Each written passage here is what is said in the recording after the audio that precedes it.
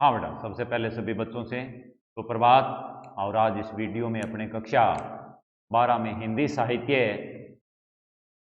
जो विषय है, इस विषय की जो पाठ्यक्रमानुसार तीसरी इकाई है, उस तीसरी इकाई की पाठ्य पुस्तक सरयू। इसके दो भाग, कविता भाग है, गद्य भाग है। तो कविता भाग में यानी काव्य खंड में नए संशोधित पाठ्यक्रमानुसार अगला जो पाठ है वो है सूर्यकांत त्रिपाठी निराला, और इनकी रचना है राम की शक्ति पूजा। तो आज की जो चर्चा, आज का जो अध्ययन है वो सूर्यकांत त्रिपाठी निराला की जो रचना है राम की शक्ति पूजा, इसी का होगा। लेकिन इससे पहले सूर्यकांत त्रिपाठी निराला का परिचय बेटा, पहले परिचय देखिए बेटा। सभी बच्चे से मेरा यह आग्रह रहेगा कि जब भी वो वीडियो देखें तब वो अपनी पाठ्य पुस्तक अवश्य निकालें बेटा। बिना पाठ्य पुस्तक के केवल वीडियो देखने से आप सीख नहीं सकते, समझ नहीं सकते। जब भी आप वीडियो देखो, बराबर में आपकी पाठ्य पुस्तक होनी चाहिए। इधर से सुनो और उधर से कविता पाठ को देखो, पढ़ो। देखिए बेटा, सबसे पहले सूर्यकांत त्रिपाठी निराला का परिचय। इनका जन्म, सूर्यकांत त्रिपाठी का जो जन्म है पश्चिम बंगाल में बेटा, मेदिनीपुर जिला है पश्चिम बंगाल में। और वहाँ इनका जो जन्म है 21 फरवरी 1899 बसंत पंचमी के दिन, पश्चिम बंगाल के मेदिनीपुर जिले में 21 फरवरी 1899 में इनका जन्म होता है। ध्यान देना बेटा। जब ये केवल 3 वर्ष के थे, इनका जीवन है, शुरुआती जो जीवन है वो अभावों से भर गया था। 3 वर्ष, बालक छोटा ही होता है, बच्चा होता है 3 वर्ष का, तभी इनकी माता का देहांत हो गया। जब ये युवावस्था में प्रवेश करने वाले थे, युवावस्था काल में आते आते पिता का साया भी इनके सिर से उठ गया, मतलब इनके पिता का भी निधन हो गया। इस अवस्था में माता पिता का साया उठ जाना उनके लिए एक बहुत बड़ी विडंबना होता है। महात्मा ऐसा किसी के साथ न करे। इस तरह से माता और पिता दोनों का साया नहीं रहा इस अवस्था तक।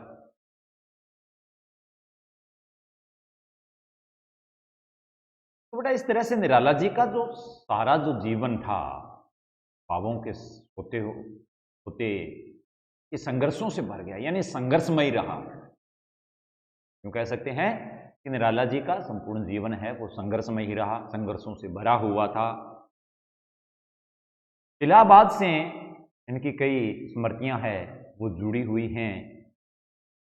उनका निधन 15 अक्टूबर 1971 को हुआ, यानी संसार में 72 वर्ष ये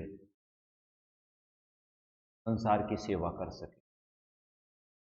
1899 में जन्म होता है, 1971 71 साल ये और 1 साल वो हो गया, केवल 72 साल ये संसार में अपना योगदान दे सके। अब आगे हम बात करते हैं। देखिए बेटा,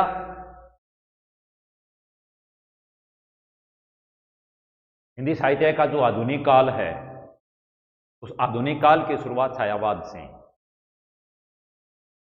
छायावाद जो युग था, इसमें इस युग के जो रचनाकार थे कई थे बेटा, लेकिन इसमें 4 आधार स्तंभ माने जाते हैं छायावाद के, जिनमें जयशंकर प्रसाद, सूर्यकांत त्रिपाठी निराला, महादेवी वर्मा और मित्रानंदन पंत। ये 4 स्तंभ है बेटा। आधार है छायावाद के। तो निराला हिंदी के मुक्तक छंदों के जो बंधन थे, इनके युग में कविता छंदों के बंधन से विहीन हो चुकी। मुक्तक छंद के बंधन से मुक्त। इनके काव्य संग्रह अनामिका, परिमल, गीतिका, तुलसीदास, अणिमा, बेला, नए पते, अर्चना, आराधना, गीत कुंज, ये इनकी रचनाएं। इनका जो गद्य साहित्य है वह भी बहुत लोकप्रिय रहा है। तो यह था बेटा इनका, निराला जी का व्यक्तित्व और कृतित्व। अब अपने जो मूल पाठ है राम की शक्ति पूजा, पाठ का मूल पाठ पर चर्चा करते हैं, इस पर बात करते हैं। यहाँ जो काव्यांश है ये निराला जी की राम की शक्ति पूजा से ही संकलित है। इस पाठ में हम पढ़ेंगे, हमारे सामने आएगा अन्याय पर न्याय की, असत्य पर सत्य की, अधर्म पर धर्म की, रावणता पर राम की, और निराशा पर आशा की विजय दिखलाता है। और इसके साथ साथ हमारे जो सांस्कृतिक प्रतिमान हैं उनको भी प्रस्तुत करता है। ये जो रचना है ये मानव मन के अंतर्द्वंद्वों की एक कथा है, जो मानव जीवन में लगातार संघर्षों के विद्यमान रहने से उसकी जिजीविषा को व्यक्त करती है, जीने की इच्छा को। इस रचना में राम रावण युद्ध, सत्य और असत, दो विरोधी प्रवृत्तियां हैं, उनमें टकराट है।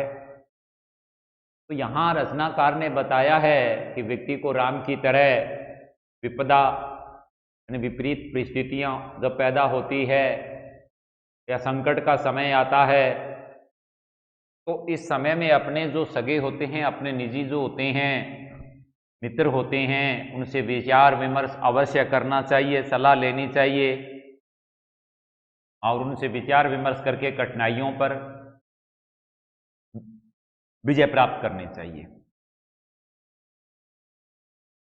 सीता का जब अपहरण होता है, रावण खिलखिला करके हंसता है, तो श्री रामचंद्र जी शक्ति जो है वो रावण के पक्ष में दिखती है। ऐसे में राम निराश हो जाते हैं। लेकिन वही बात है बेटा, विपत्ति के समय, संकट के समय, विपदा के समय अपने सगे संबंधियों से सलाह विचार विमर्श करना, वही बात यहाँ है। जब वो निराश हो जाते हैं तो विभीषण, जामवन, हनुमान की सलाह पर वो उनके सामने बात रखते हैं कि आपको निराश होने की जरूरत नहीं है, आप शक्ति की उपासना करें, उसकी आराधना करें, उसको प्रसन्न करें, शक्ति आपके साथ होगी। इस तरह से उपासना करते हैं। राम का जो ये संघर्ष है वो विषमता और हताशा से पीड़ित मानवता को दानवता की शक्ति संपन्नता के विरुद्ध निरंतर संघर्ष करने की प्रेरणा देता है। इसके अलावा जीवन में मानव को पराजित होकर भी कभी भी हार स्वीकार नहीं करनी चाहिए। ये जो रचना है ये व्यक्ति को आशावादी बनाती है, आशावादी संदेश है वो प्रदान करती है। अब मूल पाठ की अपने व्याख्या करते हैं बेटा। देखिए, मूल पाठ पर चलते हैं, राम की शक्ति पूजा। मेरे साथ सभी बच्चे व्याख्या को समझेंगे। देखिए, है अमानिशा, है अमानिशा, उगलता गगन घन अंधकार, हो रहा दिशा का ज्ञान, स्तब्ध है पवन चार। है अमानिशा, अमानिशा का मतलब क्या है? अमावस्या बेटा। उगलता, उगलना, पैदा होना, गगन घन, गगन आसमान, घन अंधकार, घनघोर गहरा अंधकार। तो इस काव्यांश में हम पढ़ेंगे बेटा, रावण के द्वारा सीता का अपहरण करने के बाद में वो अट्टहास कर रहा था, किलकिला करके हंस रहा था, ने शक्ति को भी अपने वश में कर रखा था, और राम सागर के किनारे तट पर अपनी सेना को लेकर के डटे हुए थे। अब शक्ति जो थी वो रावण की तरफ राम को दिखाई दे रही थी। ऐसे में राम निराश हो गए। उनको इस युद्ध में विजय मिलेगी या नहीं मिलेगी, नहीं मिलती हुई सी लग रही थी। एक तरह से डर लगने लगा, भय लगने लगा। निराला जी कह रही हैं, क्या कह रही हैं? है अमानिशा, अमानिशा, निशा, अमावस्या, निशा रात्रि, अमावस्या की रात्रि थी, घनघोर अंधकार था। अमावस्या की रात थी, उगलता गगन घन अंधकार, और आकाश में गहरा अंधकार व्याप्त था, छाया हुआ था। अमावस्या की रात होती है, स्वाभाविक बात है बेटा, काली रात होती है। तो अमावस्या की रात थी और आकाश में घनघोर अंधकार व्याप्त था, यानी छाया हुआ था। हो रहा दिशा का ज्ञान, स्तब्ध है पवन चार। पवन चार, गर्मी की हवा, गर्मी की ऋतु के अंदर जो हवा होती है, उमस जिसको कहते हैं। हो रहा दिशा का ज्ञान, हो रहा दिशा का ज्ञान, स्तब्ध है पवन चार।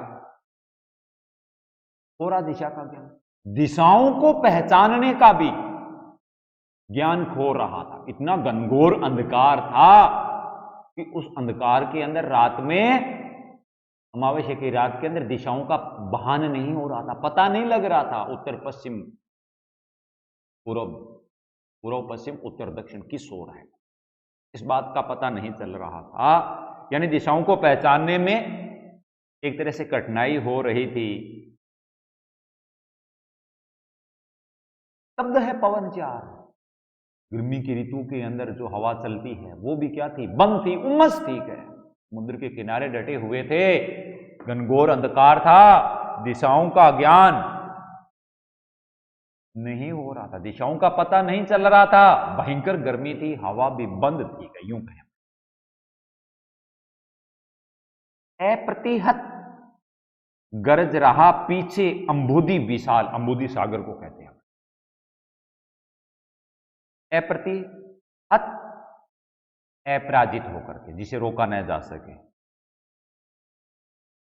उनके पीछे। इस प्रकार से राम समुद्र के किनारे सेना लेकर के डटे हुए थे, उनके पीछे विशाल घनघोर गर्जना के साथ सागर गर्ज रहा था। अपराजित होकर के उनके पीछे, राम के पीछे, जिस तट पर वो खड़े हुए थे, किनारे पर खड़े हुए थे, उनके पीछे जो समुद्र है, विशाल सागर है, बिना किसी रोक टोक के घनघोर क्या कर रहा था? गर्जना कर रहा था। गर्ज रहा पीछे अंबुदी विशाल, विशाल अंबुदी सागर, विशाल जो सागर था वो उनके पीछे बिना किसी रोक टोक के गर्जना कर रहा था। भूधर ज्यों ध्यान मगन, केवल जलती मसाल। भूधर, उधर का भू के धर यानी पर्वत पहाड़ बेटा, ध्यान मगन यानी ध्यान में मगन। तो भूधर ज्यों ध्यान मगन, जैसे पर्वत स्थिर होता है, अचल होता है, भगवान श्री राम उस समय, भगवान श्री राम उस समय भूधर ज्यों ध्यान मगन, भगवान श्री राम उस समय ध्यान में क्या थे? लीन थे बेटा, ध्यान में मगन थे। भगवान श्री राम पर्वत के समान ध्यान में लीन थे। केवल जलती मशाल, वहां केवल एकमात्र मशाल जल रही थी, बस यही दिखाई दे रहा था और कुछ भी दिखाई नहीं दे रहा। स्थिर राघवेंद्र को हिला रहा फिर संशय। राघवेंद्र भगवान श्री रामचंद्र जी के लिए भगवान इस प्रकार से पर्वत की तरह ध्यान में अचल, यानी अचल होकर के, स्थिर होकर के ध्यान में मगन थे और वहां केवल एक मशाल जल रही थी। इस समय राम शांत थे, लेकिन एक संदेह उनके मन में बार बार उनको क्या कर रहा था? विचलित कर रहा था, संदेह बड़ा। इस समय राम शांत है क्या? स्थिर राघवेंद्र, राम है स्थिर है, शांत है, स्थिर थे, किंतु एक संदेह उनके मन में बार बार उठकर उनको क्या कर रहा था? विचलित कर रहा था। रह रह उठता जग जीवन में रावण जय भय। उनको बार बार रह रह उठता जग जीवन में रावण जय भय, उनको बार बार रावण का युद्ध में विजयी होने का डर लग रहा था या डर सता रहा था। उनको बार बार रावण का युद्ध में विजय होने का जो डर था वो एक तरह से सता रहा था। जो नहीं हुआ आज तक हृदय रिपु दमे श्रांत। श्रांत का मतलब होता है थका हुआ। रिपु दम्य, शत्रु द्वारा, रिपु का मतलब शत्रु होता है बेटा, रिपु दम्य दबाना, यानी शत्रु द्वारा पराजित, दमित करना जिसको कहते हैं हम। जो नहीं हुआ आज तक हृदय रिपु दम्य श्रांत। उनका जो हृदय था, भगवान श्री राम का जो हृदय था, वो आज तक किसी शत्रु ने नहीं दबाया, यानी शत्रु से दमित नहीं हुआ। उनका जो हृदय था वो आज तक किसी शत्रु से नहीं हुआ। जो आज तक हृदय रिपुद में श्रांत, किसी शत्रु, उनका जो हृदय था वो आज तक किसी शत्रु से दमित नहीं हुआ था।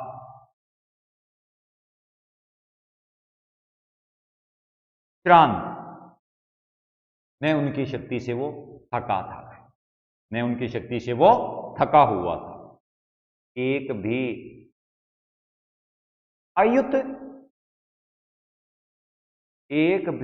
अयुत लक्ष्य में रहा जो दुराक्रांत आक्रमण का लक्ष्य कठिनाई से बनना। आक्रमण का लक्ष्य कठिनाई से बनना, या यूं कहें जिस पर हमला करना कठिन हो, दुराक्रम्य। अयुत लक्ष्य, अयुत 1000 10,000 लक्ष्य लाख से लिया गया। आगे देखिए, एक भी अयुत लक्ष्य में रहा जो दुराक्रांत। वो हृदय, वो राम जो लाखों करोड़ों के सामने, हजारों लाखों के सामने आज तक किसी के सामने पराजित नहीं हुआ था। वो हृदय, वो राम जो आज तक हजारों लाखों के सामने किसी से दुराक्रांत नहीं हुआ था, पराजित नहीं हुआ था, जिस पर किसी ने चढ़ाई नहीं की थी, जिस पर किसी ने हमला नहीं किया था। असमर्थ मानता मन उद्यत को हार हार। असमर्थ मानता मन उद्यत को हार हार।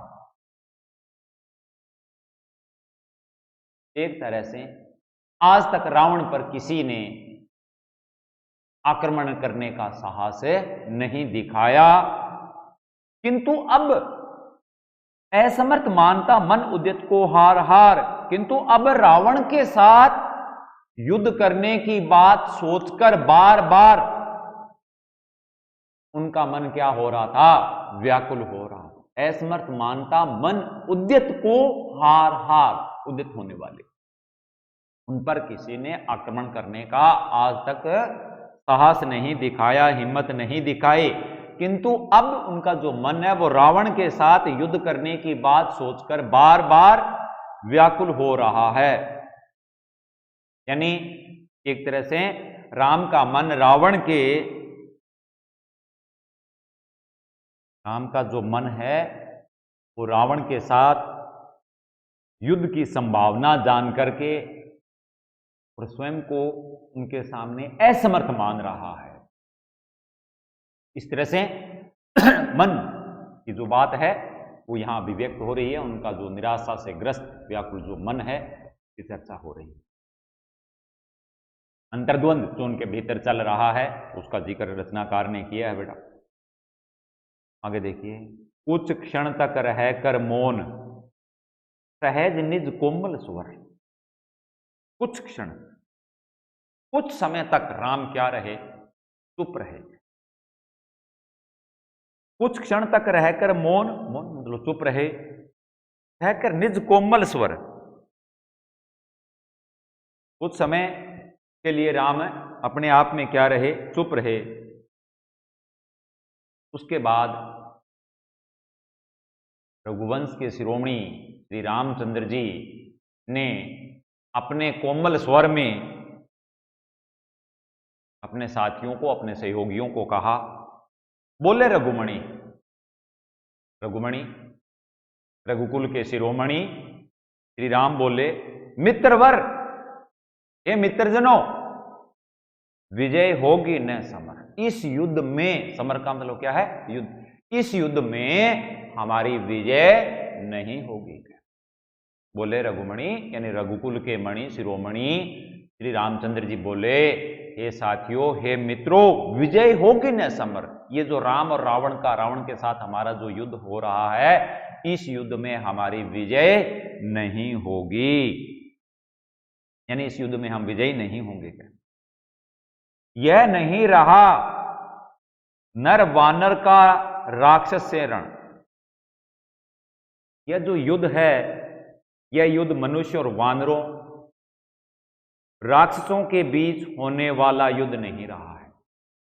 यह नहीं रहा वानर, यह जो युद्ध है, यह युद्ध नर मनुष्यों और वानरों व राक्षसों के बीच होने वाला नहीं रहा है। पहले जो ये तय था कि यह युद्ध मतलब नर मनुष्यों और वानरों व राक्षसों के बीच होने वाला था, लेकिन अब यह युद्ध मनुष्य और वानरों राक्षसों के बीच होने वाला नहीं रहा है। क्यों नहीं रहा है, उसी का वो जवाब दे रही है। उत्तरी पा महाशक्ति रावण से आमंत्रण। इसमें देखिए ये क्यों नहीं रहा है, वो ये कह रहे हैं इस युद्ध में शक्ति जो है, महाशक्ति जो है, वो रावण के निमंत्रण पर, आमंत्रण पर उसके साथ सम्मिलित हो गई है। यानी शक्ति की देवी जो दुर्गा है वो रावण के आमंत्रण पर उसके साथ हो गई है। अन्याय जिधर है उधर शक्ति। जो पक्ष अन्याय कर रहा है, देखिए वो क्यों नहीं है, इस युद्ध में विजय क्यों नहीं होगी, उसी का जवाब दे रहे हैं कि जो पक्ष अन्याय कर रहा है, अन्याय जिधर, जिस तरफ से अन्याय हो रहा है या जो पक्ष इसका अन्याय कर रहा है,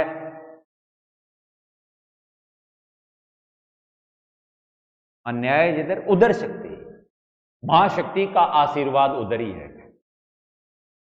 इस युद्ध में हमारी विजय क्यों नहीं होगी, उसी के लिए वो कह रहे हैं कि जो पक्ष अन्याय कर रहा है, महाशक्ति का आशीर्वाद है, उसी को प्राप्त हो रहा है। कहते छल छल हो गए नयन। यह कहते कहते प्रभु श्री रामचंद्र जी के नेत्र है वो आंसुओं से भर आए। कुछ बूंद पुनः ढल के दृग्जल, उनकी आंखों से कुछ आंसुओं की जो बूंदें हैं धरती पर ढुलक आई, यानी टपकने लगी। रुक गया कंठ, इस प्रकार से उनका गला रुंध गया, रुक गया। वे आगे कुछ भी बोल नहीं सके। तो इस तरह से बेटा काव्यांश के अंदर रचनाकार ने जो मां शक्ति है उसको रावण के साथ बताया है और उसको देख करके राम व्यथित हो जाते हैं और राम के मन की एक तरह से जो ये वेदना है, वेदना का चित्रण किया है। एक दो जगह आपने देखा होगा उक्तियां बार बार आ रही है, तो जहां उक्ति बार बार आती है वहां पुनरुक्ति अलंकार होता है, अनुप्रास भी है, खड़ी बोली, सरल सहज साहित्यिक भाषा भी रही है, शैली वर्णात्मक और संबोधात्मक रही है बेटा। तो यहां तक मैंने आपको इसकी व्याख्या करवा दी है और अगली वीडियो में आगे जो बची की रचना है उसकी व्याख्या करेंगे। तब तक के लिए धन्यवाद।